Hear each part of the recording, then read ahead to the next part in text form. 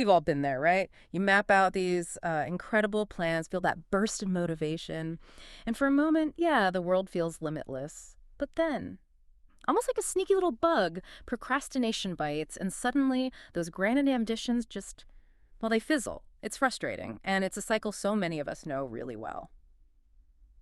Well, today on the deep dive, we're doing exactly that. We're plunging into a book that promises to help us break free. Turn those fleeting thoughts into actual decisive action, and maybe finally make our dreams a reality. We're diving deep into Mahad Shakil's insightful work, The Psychology of Laziness. Yeah, and this isn't just another productivity book. Shakilis takes a really comprehensive look at the inner workings of our minds when it comes to motivation, or that puzzling lack of it, and how inaction really takes root. So our mission for this deep dive is basically to pull out the most actionable, practical fixes he shares. Okay. Think of it like getting a shortcut, Yeah. understanding the actual engineering of your own mind so you can genuinely conquer that procrastination bug. And what really makes Shakil's insights so compelling, I think, is his personal journey. He talks openly about how he transformed himself from what he calls lazy to busy, which is quite a jump. He's the driving force behind the Cool Mitra YouTube channel, an educational channel, actually, that has millions of subscribers, billions of views. Billions, wow. Yeah. And he's even been recognized by the United Nations as the youngest motivational speaker, which, just underscores the real-world power and applicability of the strategies he's sharing. He's actually done it himself. So where does he kick things off? With something many of us are probably, well, quite guilty of, the overthinking trap. Shakil observes that we often get into this habit of just spinning our wheels mentally, believing we can think our way out of any problem without taking a single step. Right. He puts it pretty starkly, saying that talent without application is merely a cipher. What does he mean by that? A cipher. Basically, he means it adds up to nothing. Zero. A cipher is like a placeholder, right? It doesn't have any value on its own. So having amazing talent, brilliant ideas, tons of knowledge, but never actually applying it, it just sits there. Yeah. Dormant, like a beautiful engine that, never gets turned on. That makes sense. It's wasted potential. It's not just wasted potential, it's almost like self-defeating. Yeah. But what's really eye-opening here, I think, is Shakil's time math. It just lays bare how much spare time we genuinely have. Because most people, if you ask them... Oh, I'm definitely one of them. No time, no time. Exactly. So let's break it down. There are 8,760 hours in a year. Okay. Now, subtract roughly 8 hours of sleep daily. Right. That's 2,920 hours gone. Oof. Then take out 2,080 hours for a standard 40-hour work week. Right, the usual grind. Then you factor in about, say, 3 hours a day for essential stuff, lunch, shower, maybe checking your phone. Yeah, gotta eat. That's another 1,095 hours. Okay, wait. So if you do all that math, you subtract all that, Yeah. what's left? You are left with, get this, a staggering 2,665 spare hours per year. 2,665. Seriously. That's huge. That's like 7 or 8 hours every single day. Or about 222 hours a month spare. Wow.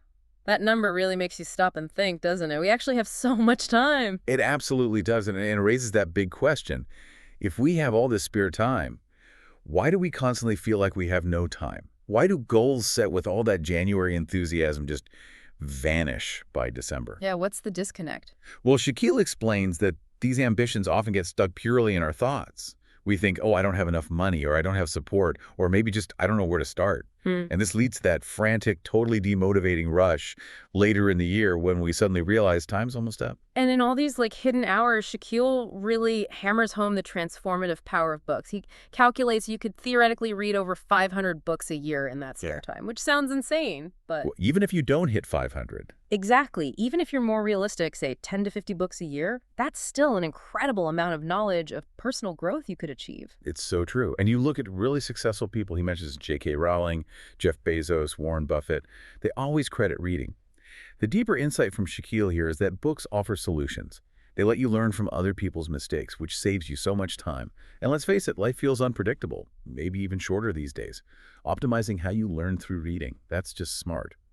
But okay, even knowing about this hidden time, having resources, why do so many of us still feel rushed, unable to focus? The book then digs into a really pervasive modern issue, something Shakil calls the digital thief. Oh, I think I know where this is going. My weekly screen time report. Yeah, it's often a bit of a shocker. It's exactly that lack of awareness Shakil points to. His research shows people check their phones, on average, 100 times a day.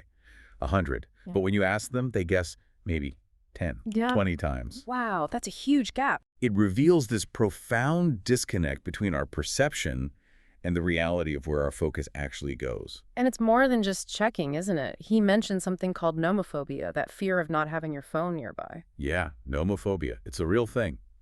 And what's kind of scary is how smartphones are actively, well, eroding vital cognitive skills. Yeah. We rely on them for everything. Contacts, notes, facts, the parts of our brain that used to handle memorization, they're becoming, like, redundant. We're outsourcing our memory. Pretty much. Right. Think about how hard is it to remember a phone number now compared to, say, 10 or 15 years ago. Our brains adapt.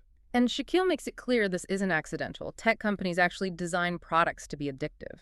They study our behaviors, our likes, dislikes, everything to keep us hooked. Absolutely. He even references that documentary, The Social Dilemma. Mm.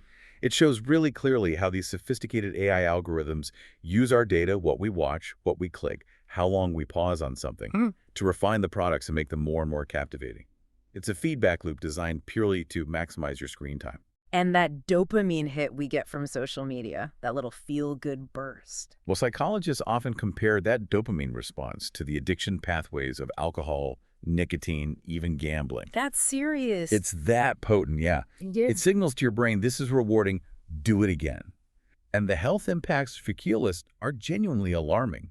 Things like increased stress, confusion, that constant tech neck back pain, reduced physical strength, even depression. He cites research from Northwestern University suggesting smartphone users tend to experience longer periods of depression. And sleep, that's a huge one for me. Scrolling late at night. Oh, definitely. Research, including studies from Harvard he mentions, shows the blue light from screens actively blocks melatonin. That's the hormone telling your body it's sleep time. So scrolling makes it way harder to fall asleep, even more than caffeine, apparently. Wow, more than caffeine. And Shaquille really stresses that lack of sleep hits everything. Your focus, your productivity, your overall happiness. Oh, and get this, for an alarming detail. Studies suggest your smartphone can carry 10 times more bacteria than a toilet seat. Ugh, okay, thanks for that image. But beyond the physical, what about, our connections with people? That's another big point Shaquille makes, this growing communication gap. We're often physically present with family or friends, but mentally, we're miles away, chatting with someone else on our phone who's probably doing the same thing. He puts it really vividly. Everybody is ignoring each other, and nobody is aware of it. That sounds about right, sadly. And research he cites even suggests this constant phone use can contribute to increased selfishness, maybe reduced empathy. And maybe one of the most, insidious effects, especially if you're trying to learn or focus, is the attention span crisis. These short video platforms, Reels, TikToks, they've conditioned us. We want something new every 10, 20, 30 seconds. It makes it incredibly hard to focus for even a minute, let alone sit through a 30-minute tutorial or read a chapter of a book. What's particularly sobering is Shaquille's observation that the people creating these addictive platforms, they often aren't addicted themselves. They seem to prioritize their own health, their own focus, while many users get caught in the systems they built. This is a stark reminder. So, okay, a practical first step, Shaquille suggests, is simple.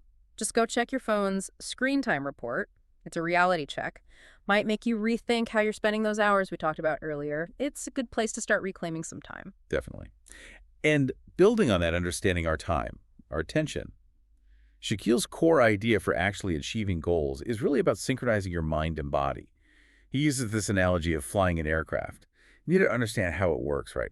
How all the systems connect to get you to your destination. Exactly. And that aircraft needs fuel energy, motivation, and a clear flight plan, which, he says, often means breaking down those big goals into smaller, more manageable parts. But here's where his approach gets really interesting. He presents this powerful mental exercise. He calls it the deathbed mentality, or this 6-month life challenge. He asks you to imagine if you knew, absolutely knew, you only had 6 months left. Would you still make excuses? Would you procrastinate? Would you still be afraid of failing? What's the core idea he's getting at there? It immediately makes you think of that famous Steve Jobs quote. Right. About remembering you'll be dead soon helps you make big choices. Shaquille's point is that this mindset just obliterates the fear of failure and the need for external motivation. Gone. When you're faced with that kind of ultimate urgency, all those little fears, those reasons not to start, they just dissolve. It forces you to focus purely on swift, precise action. It taps into this really undeniable internal drive. Okay, so if that's the mindset shift, What does it mean for how we approach, say, learning or knowledge? Shaquille seems frustrated with what he calls superficial knowledge. He gives this example of teachers teaching web design or business, but they've never actually built a website or run a business themselves. Right, which raises a big question for all of us. Is just knowing stuff enough? Shaquille is really clear. Acquiring knowledge, that's just stage one. Applying it is what actually matters.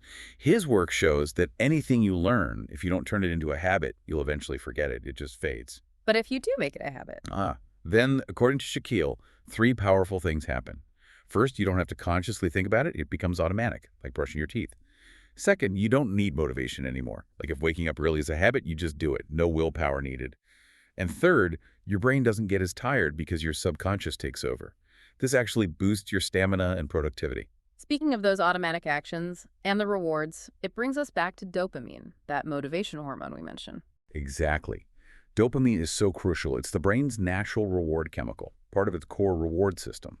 It stimulates craving, drives hard work. Whether it's for positive stuff, like an artist finishing a painting, a scientist's discovery, an entrepreneur building something, or, unfortunately, for destructive addictions, smoking, gambling, excessive gaming, it powers both. The key is learning how to activate that reward system productively. And Shaquille gives several practical ways to boost these happiness hormones day to day. Meditation, for instance. Research he points to shows it can increase dopamine, improve focus, cut stress. Exercise is another big one, releases endorphins. Dopamine boosts mood, helps brain function. Sleep. We talked about it, but getting that solid 7 to 8 hours is critical for regulating dopamine, keeping you alert and focused during the day. Makes sense. What else? Music. He says it's a powerful mood enhancer, can increase focus. Apparently he used it a lot himself while writing the book. And finally, nutrition. You know that old saying, you are what you eat. It directly impacts your mood and how your brain functions. Okay, so we've got the time, we understand the brain chemistry, the habits. How do you actually start setting goals effectively? Shaquille offers this really simple but quite powerful analogy. Treat your goal like making a film. Yeah, I like this one. So your initial idea, that's like the writer's first thought. It needs to become a detailed, written down goal that's your script. And just like a real script, you break it down into micro goals. The dialogues, the camera angles, the scenes. Those are your smaller steps. Just writing it down brings this crystal clarity to what might just be a fuzzy idea floating around in your head. And then you become the director. You guide your mind and body. They're the actors. The key, he says, is you stay in charge. Don't let your mind, the actor, just improvise and take over the scene. He suggests organizing goals like folders in your phone gallery, clear categories. So for someone wanting to be a video editor, the micro goals, the scenes might be buy a laptop, learn the software basics, practice editing, build a portfolio, start earning. It's a logical path. But what's really emphasized, the core message maybe, is Shaquille saying, once you begin, you have completed 50% of the work. 50% just by starting. That's what he argues, which makes you ask, well, if it's that simple, why is starting so hard? And Shaquille points to two main culprits. Procrastination, obviously, which we've discussed. And the second one is a critical lack of dire necessity. Right. He also gives some neat little hacks for getting past that overthinking stage, the bit that often stops us before we even start. First, he says, actively separate yourself from your thoughts. Ask yourself, is it important to think about this right now or to work on it? Good question. Second, focus on action. Ask, what will affect my future, more my thoughts or my actions? And third, crucially, ditch perfectionism. He says, and I love this, a mediocre impression for the first time is far better than no impression at all. Just start. Don't worry if it's perfect. Because, as he puts it so powerfully, there is no later. Later means never. Oof, yeah. And that ties right back into Shaquille's ultimate motivator, the raw power of necessity. When you have a strong, internal, absolutely undeniable reason, it transforms your goals. They become emergencies. And when something's an emergency, lethargy, procrastination, they just vanish. Think about his example of a starving vegan lost in the wilderness. Survival instinct would kick in immediately, right? Dietary rules go out the window. Or fighting to protect your family, you wouldn't hesitate. Exactly. You just act. Yeah. And when your brain starts getting those dopamine rewards from taking that necessary action, it creates this amazing self-propelling cycle of motivation. It just keeps going. So, as we wrap up this deep dive into the psychology of laziness, the core message from Shaquille feels, well, remarkably clear. Understand your brain's reward system, how it works, harness those hidden spare hours you actually do have. Ditch the digital thief, that smartphone addiction. Break your goals down like you're making a movie. And maybe the biggest takeaway, find your necessity. Find that deep reason to just start. Yeah, and Muhammad Shakil leaves us with a really potent final thought to chew on. Fear should be of inaction, not of failure. It really encourages you, doesn't it, to reflect on what urgent dream, what important task you've been putting off, what's going to be your later means never moment. So we invite you, our listener, to consider just that. What one small step, however tiny, can you take right now, with whatever you have available right now, to finally begin tackling that goal you've been holding on to? Don't let later become never.